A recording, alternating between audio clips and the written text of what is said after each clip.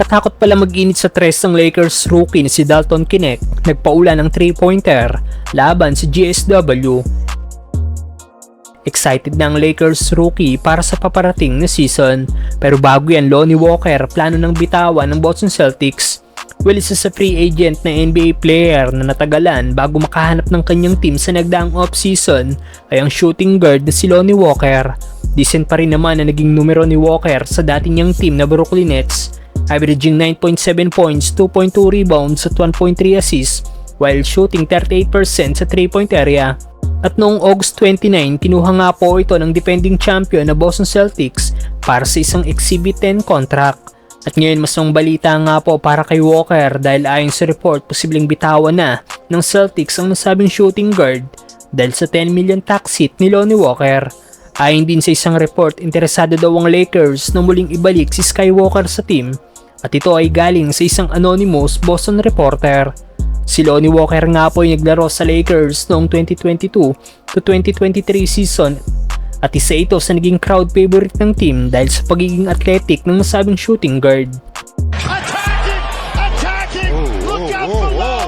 Pinaka-memorable game ni Skywalker sa Lakers ay noong 2023 playoffs kung saan sa Game 4 matchup ng Lakers kontra sa GSW, pumutok nga po ang nasabing shooting guard noong 4th quarter kung saan gumawa ito ng 15 points at nakuha ng Lakers ang 3-1 lead sa GSW.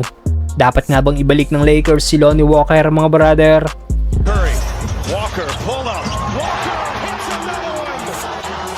Samantalang katakot pala mag-init sa tres si Dalton Knecht, nagpaula ng 3-pointer laban sa GSW. Bigo nga po ang Lakers sa matalo ang GSW sa kanilang preseason matchup kanina kung saan nanatiling undefeated pa rin ng Warriors ngayong preseason. Solid game para kay Anthony Davis na gumawa ng 24 points, 12 rebounds at 2 assists. At ang naging second leading scorer ng Lakers kanina ay ang rookie na si Dalton Knecht.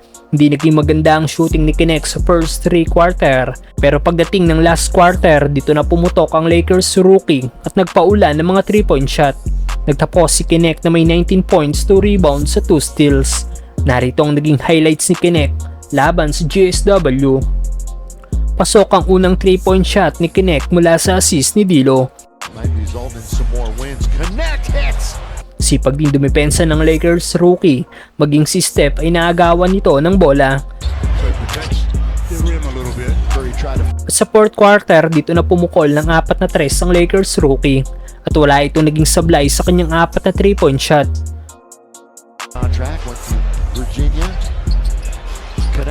Panis din ang big man ng GSW sa ginawang layup ni Knecht.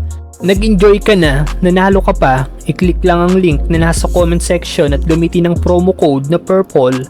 Piliin ang sport option para makakuha ng 12,000 bonus. At after ng game sinabi ni Knecht na kahit hindi pumapasok ang mga tira niya sa first 3 quarter, patuloy lang daw siyang tumira dahil alam niyang naniniwala ang kanyang mga teammates sa kanyang shooting.